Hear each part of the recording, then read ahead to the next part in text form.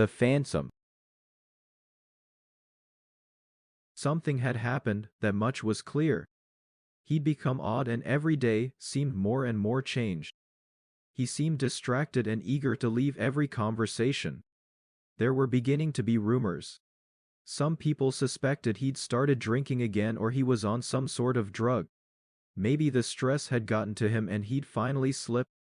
Some people were beginning to suspect other activities also.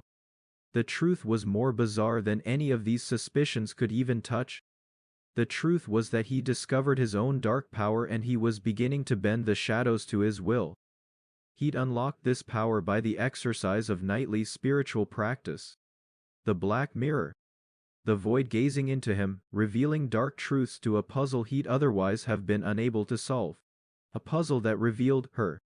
It wasn't clear even if she were human. Or real. Somehow, even these basic foundations of existence had ceased to matter.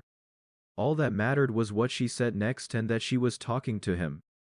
Wherever she was leading, he'd abandoned the hesitance to follow and now pursued almost recklessly. It became his driving force and the thought of losing the trail now that had brought him so close to some kind of truth was almost unbearable to imagine.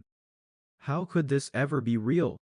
How could the shadows from the Black Mirror ever translate to reality? It was his greatest fear and deepest desire for her to simply manifest the way he'd imagined her. How could he face her? This ephemeral spirit from some deep dark plane. She didn't exist yet he felt her presence always. It was maddening. And still, the thought this could be some illusion, explained away as a trick of the light was infinitely worse. This had to be real.